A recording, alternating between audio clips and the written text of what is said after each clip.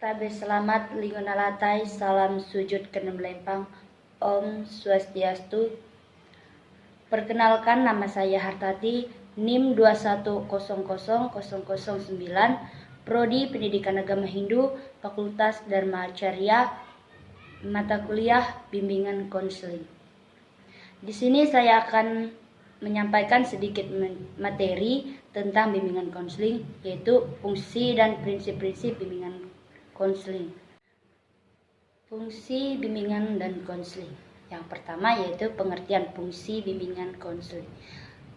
Dengan uraian tentang fungsi, diketahui kegunaan atau manfaat dan keuntungan yang dapat diperoleh melalui diselenggarakan pelayanan bimbingan dan konseling. Jadi secara umum dan luas, fungsi bimbingan konseling adalah manfaat yang dihasilkan dari bimbingan dan konseling itu. Konseling adalah yang kedua, ada juga jenis-jenis fungsi bimbingan konseling. Berdasarkan kegunaan dan manfaatnya, fungsi-fungsi bimbingan konseling adalah A. Fungsi pemahaman. Berdasarkan pemahaman ini, klien diharapkan mampu mengembangkan potensi diri secara optimal dan menyesuaikan dirinya dengan lingkungan secara dinamis dan konstruktif. Berikut beberapa fungsi pemahaman.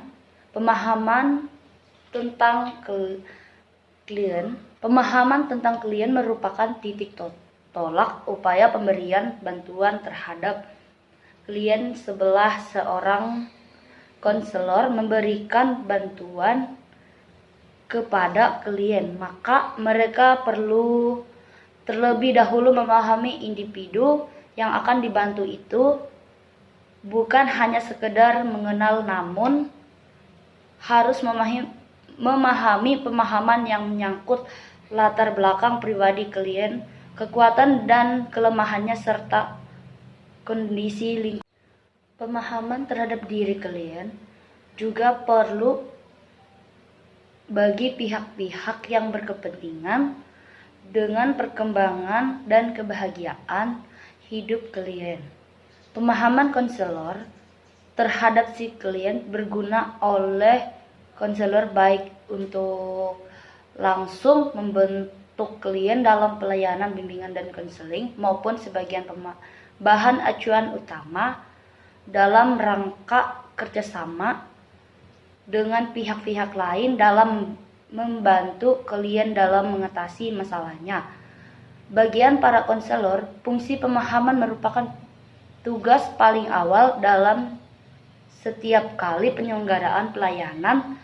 Tanpa ada pemahamannya terlebih dahulu, maka konselor tidak dapat bergerak lebih jauh dalam pemberian bimbingan. Pemahaman tentang masalah klien. Pemahaman terhadap masalah klien terutama menyangkut jenis masalahnya, intensitasnya, sangkut pautnya, sebabnya, dan kemungkinan perkembangannya. Klien amat perlu memahami masalah yang dialaminya, sebab dengan dapat memahami masalahnya itu ia memiliki dasar bagi upaya yang akan ditempuhnya untuk mengatasi masalah tersebut. Pemahaman masalah oleh individu sendiri ada modal dasar bagi pemecahan masalah tersebut. Yang ketiga yaitu pemahaman tentang lingkungan yang lebih luas. Lingkungan dapat diartikan sebagai kondisi sekitar kita yang secara langsung mempengaruhi individu tersebut. Salah satunya lingkungan luas adalah berbagai informasi yang diperlukan oleh individu. Di sini ada juga fungsi pencegah. Fungsi pencegahan adalah fungsi yang berkaitan dengan upaya konselor untuk senantiasa mengantisipasi berbagai masalah yang mungkin terjadi dan berupaya untuk mencegahnya supaya tidak dialami oleh konseli. Melalui fungsi ini, konselor memberikan bimbingan kepada klien tentang cara menghindarkan diri dari perbuatan atau kegiatan yang membahayakan dirinya. Adapun teknik yang dalam digunakan adalah pelayanan orientasi, informasi, dan bimbingan kelompok.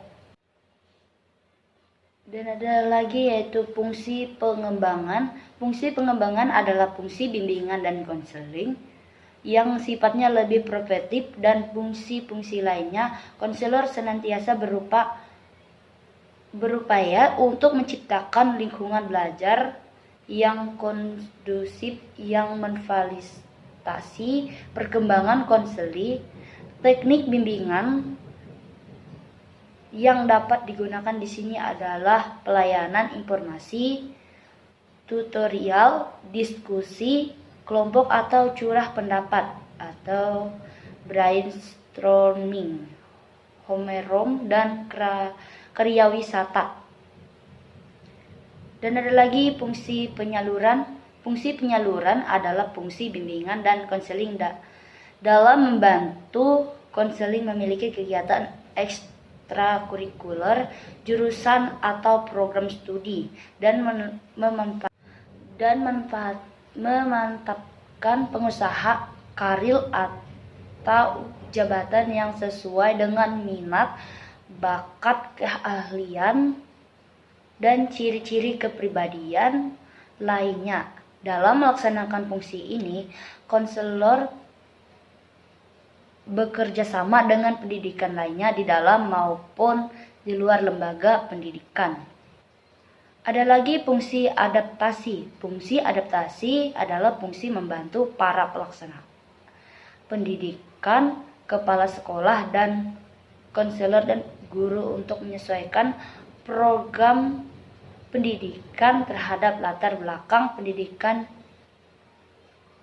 kemampuan, dan kebutuhan konseli dengan menggunakan informasi yang memadai mengenai konseling, pembimbing atau konselor.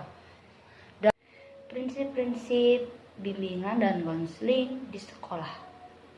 Sekolah merupakan lembaga yang wajah dan sosoknya sangat jelas. Di sekolah, pelayanan bimbingan konseling diharapkan dapat tumbuh dan berkembang dengan amat baik. Mengingat sekolah merupakan ialah yang secara potensi sangat subur, sekolah memiliki kondisi dasar yang justru menuntut adanya pelayanan pada kadar yang tinggi. Dalam kaitan ini, Belkin dalam Preito menegaskan 6 prinsip untuk menumbuhkan kembangannya pelayanan BK di sekolah. Prinsip itu adalah konselor harus memulai karirnya sejak awal dengan program yang jelas dan memiliki kesaipan yang tinggi untuk melaksanakan program tersebut. Konselor harus mempertahankan sikap profesional tanpa mengganggu keharmonisan hubungan antara konselor harus dengan personal lainnya. Konselor bertanggung jawab untuk memahami perannya sebagai konselor profesional, menerjemahkan penerannya itu ke dalam kegiatan yang nyata.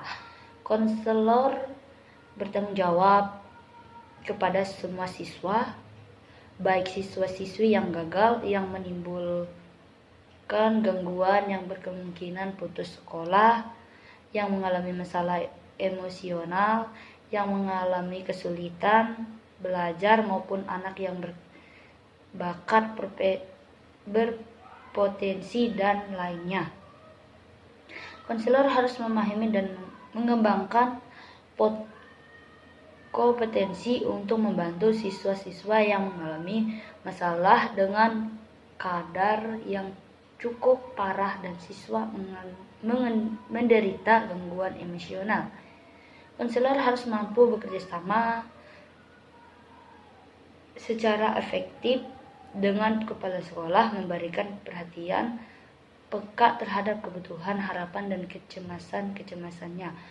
Prinsip-prinsip tersebut menegaskan bahwa penegakan kepada penumbuhan kebanggaan pelayanan bimbingan konseling di sekolah hanyalah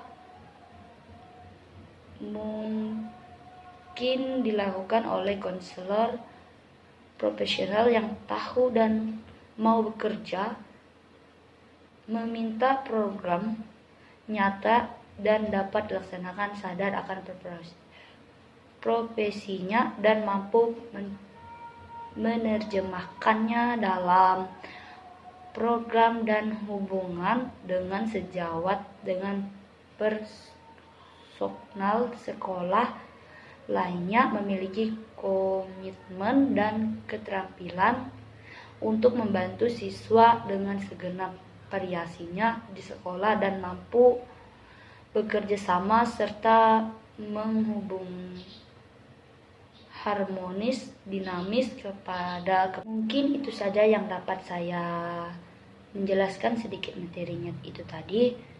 Semoga bermanfaat.